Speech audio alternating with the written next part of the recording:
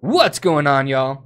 VNNCZ3 here, and I'm so glad you stopped by. That's right, you Malakis. No one but you to spend some of your quality time. That's right, to come hang out with this Malaki. Let's jump right into this video, fam. Number one thing I want to make sure it's very clear here, I read the YouTube comments, I do, and I base the content off of those comments. So if you guys do not like these kinds of videos, please do yourself a solid and make comments on the videos of what you guys would like to see. Otherwise, I'm flying solo here, fam, you know, and I'm blind. So I have to read those comments, and the comments are telling me Guild Showdown, they want to know formations, they want to know troop setups, they want to know hero setups, they want to know more about the Coliseum when I say situational heroes that don't fit in the top or the bottom. What do I mean by that? I don't even know what I mean by that, but we're going to figure it out. And finally, they want to know more about the Amazon Underground stuff, so let's get into this episode, okay?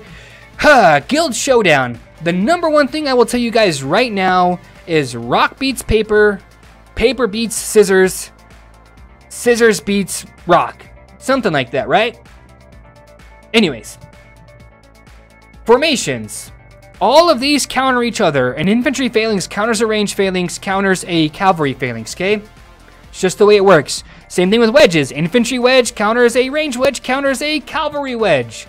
There is no best or correct formation for your troops. There just isn't. I wish there was, fam, but there just simply isn't, okay?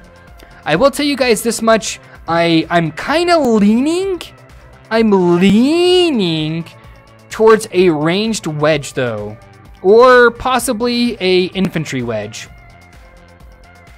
Well, there's nothing discovered just yet, okay? I'm thinking mentally, okay? Let's talk about troop setups, though, okay? The number one thing I have found to work out the best as far as Guild Showdown goes, because you don't get a refresh on your troop marches, okay? You don't get a refresh. The best thing I have seen that works out the most for me or anybody else is actually two troop setups, okay? Kind of like my homeboy Cup here. He's got 151k snipers and 217k calves, right? So why use this setup? Well, because if somebody's gonna, you know, use infantry against you, your cav, super hardcore counter to those, okay? You know, the one thing that will wreck this team, though, is a ranged phalanx like mine. I've got a little bit of ranged phalanx. I've got a little bit of ranged, right? A little bit of ranged. And so when those cav units travel all that distance to come over to my troops, my infantry and my cav are gonna beat up on those cav units. And that's basically what's gonna happen, and I'm gonna win that fight, okay? As far as hero setups go, fam, look, I'm kind of still testing that myself. I'm doing let's see here, 2 cav, 2 infantry, 1 ranged, right? Kind of similar to my setup here. You know, I have like Songstress of the Sea to purple. I've got her to purple, you know, and I can use her, but I'm only going to use 1 army attack hero because I used a similar setup like this last time, and that's the best thing I can recommend for you guys, is use a similar setup, you know, and change out the heroes if you're wondering about your heroes, okay? Which one was going to do better for you? And so right now I'm testing out Lore Weaver to see if it's that big of a deal, because I'm telling you guys right now, if I was not using Lore Weaver, I would use Child of Light, because first, his tactic does 200% damage. This is a huge help when it comes down to morale fights, okay? If you ever notice when somebody does a darkness rally, or just a rally in general, every time your hero grows big, right, about 5%-ish, somewhere in that ballpark range, comes out of your enemy hero's morale, right? And that's really big. It really is, right? And the HP for the cav is big, and the cav attack is really big for that as well. But, you know, I'm giving Lore Weaver a shot here, and I'm going to test her out. And if I see great results, I will probably replace my big guy, and I'll put in Songstress of the Sea to see if that works out for me, you know, just as good or maybe a little bit more, whatever the case may be, right? But look, a lot of guys are using 2 troops. That's the best thing. That's the best thing I can tell you guys. 2 troops is what everybody's using. And so if it was me and I was you, I would figure out what I'm seeing a lot of. Like, I'm seeing a lot of infantry phalanxes, okay? A lot of infantry phalanxes. So, you know, using an infantry phalanx but having cav and, you know, range basically as your 2 troop types, is a good way to go, okay, fam? That's all I'm gonna say about that. You know, there's not a whole lot I can show you unless I drill it, and maybe I'll do that on a different, different video, whatever the case is, right? Let's talk about situational heroes for the Coliseum, right? Let's talk about what makes a situational hero a situational hero. I'll build one of my old school teams here. Oh, yeah. Boom, got it, right? So this is a classic demon slaying bait team, right? What's gonna happen is Snow Queen is going to stop what she's doing, and this music's killing me right here. What's gonna kill me here is this music. But what's gonna happen is the Demon Slayer is going to jump over and is going to fight these two heroes because, and this is what makes Snow Queen a situational hero, because she's gonna stop for a second and Tracker's gonna catch up with her, right? And she's gonna buff this, buff the Rose Knight, okay? She's gonna buff the Rose Knight for a physical defense boost. And so, if you guys are wondering what makes a situational hero situational, it's just that, it's situational. Heroes like Sea Squire, okay? Let me get to my hero setup right here. Sea Squire is probably one of the biggest situational heroes I can think of, mainly because of his Aqua Heal. Right? If you're going against people who have got, like, oh, let me think here. Ethereal Guide, Tracker, maybe even Demon Slayer, just heroes that basically do area damage. And what I mean by area damage is Demon Slayer, he usually hits the first target, jumps to another target, and his ultimate hits a bunch of people, right? And so what this Aqua Heal will do, is keep all your heroes topped off, basically, for 5 straight seconds. So, yeah, he's a situational hero. His ultimate sucks, but it's just exactly that. It's situational, It's kind of like Death Knight, okay? Death Knight's probably the biggest situational hero. And what do I mean by that? Well, a lot of teams these days are becoming burst. Like, this doesn't look like a bursty team, but it really is. So what happens is everybody fights your team. Well, let's just take my team for instance, okay?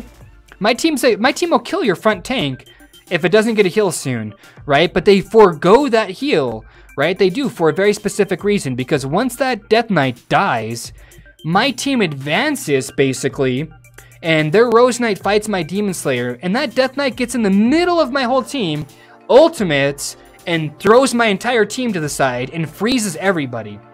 That's all I'm trying to say there, fam, is that he's very situational because he can work really well for your favor, but he can also work very bad for your favor. So you've got melt teams / burst teams that he just does really, really good against. But then that makes him a situational hero. I'm not going to beat the dead horse, basically, right? Let's talk about Amazon Underground. I cannot get it from my BlueStacks, but what you're going to do with your phone, go to your phone, go just like this, right? You're going to go to your Google. You're going to type in, let's go like this, Amazon Underground, okay? Boom. You're going to go just like this. And you're going to be looking for a very specific app. There you go. The Amazon app. Boom. I mean, I know you guys can't see it, but get this Amazon app. It's going to take you to a different screen here. And it says, Get Amazon App Store. Boom. Get it. Click that button. It's going to tell you that, you need to allow some permissions. Allow the permissions. Inside that Amazon App Store, fam, that's where you download Amazon Underground. In Amazon Underground, you're going to download Lords Mobile again. It is not the same Lords. So if you guys don't do this step yet, but I'll tell you guys, never mind. We'll just move on, okay? Download the Lords Mobile there, okay? How you're going to use the Amazon Underground for Lords for your account that you want to buy on, you're going to have to go here to accounts and link the account you want to use to a Facebook. That's way too easy. You're going to link it to a Facebook. You're going to go back to your Amazon Underground App Store Lords Mobile version, right? Make sure you keep them separated, okay? And then what you're going to do is you're going to open up Lords. You're going to go to the account right here. You're going to select it. You're going to go to Switch Devices. And then you're going to go to that Facebook account. And then voila, your Amazon Underground is logged into your real Lords Mobile account that you want to buy on. I bought $1,500 worth of gems, basically $1,500 basically cash money for the price of I think it was like 1170 or something like that. No, it was 1070. No, something like that. Anyways, I saved quite a bit of money basically, and you know, I would recommend you guys do the same thing too. They've got other deals, you know, but the real deal is you want to buy the top pack because you get the most savings, okay? And that's pretty much how people are getting these cheaper packs. You know, players will say, hey, I can sell you packs for, you know, $100 packs for like 90 bucks. Well, they just profited $15 off of you for the most part, right? Or they profited a certain amount of money off of you. And that's fine because most players are just way too lazy or unsure of how it actually works.